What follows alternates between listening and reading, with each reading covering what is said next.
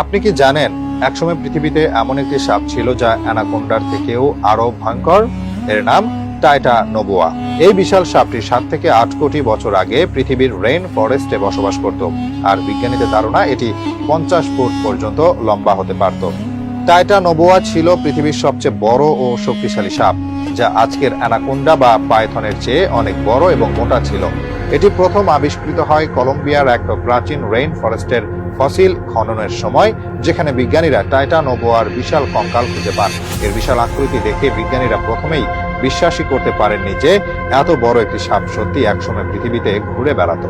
Titanoboa এই দানব সাপের প্রধান শিকার ছিল বিশাল আকৃতির মাছ, কচ্ছপ এবং এমনকি ছোট ডাইনোসরও।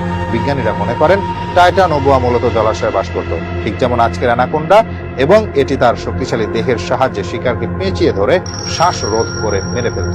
টাইটানোবোয়া সাপের সবচেয়ে রহস্যজনক ব্যাপার হলো, কিছু গবেষক বিশ্বাস করেন এই সাপ এখনো অ্যামাজনের গভীর জঙ্গলে লুকিয়ে থাকতে পারে। যদিও এই দাবির কোনো বৈজ্ঞানিক প্রমাণ নেই, তবে অনেক মানুষ অ্যামাজনের জঙ্গল থেকে অস্বাভাবিক বড় সাপের অস্তিত্বের কথা বলেছে, যা বিজ্ঞানীদের কৌতূহলী করে তুলেছে। টাইটানোবোয়া দেখতে ছিল একটি বিশাল অ্যানাকোন্ডার মতো, কিন্তু আকারে আরো বেশি লম্বা এবং মোটা। এটি মূলত গভীর জলাশয় ও রেইন ফরেস্টে বসবাস করত, ঠিক যেমন আজকের অ্যানাকোন্ডা বা পাইথন। তবে পার্থক্য হলো, এটি শুধু বড় মাছ বা স্তন্যপায়ী প্রাণী নয়, বরং ছোট ডাইনোসরদেরও শিকার করতে পারত। টাইটানোবোয়া তার শক্তিশালী শরীরের সাহায্যে শিকারকে পেঁচিয়ে ধরে শ্বাসরোধ করে মেরে ফেলত। এর বিশাল আকৃতির কারণে এটি শিকার ধরার পর সহজেই পানির নিচে টেনে নিয়ে যেতে পারত।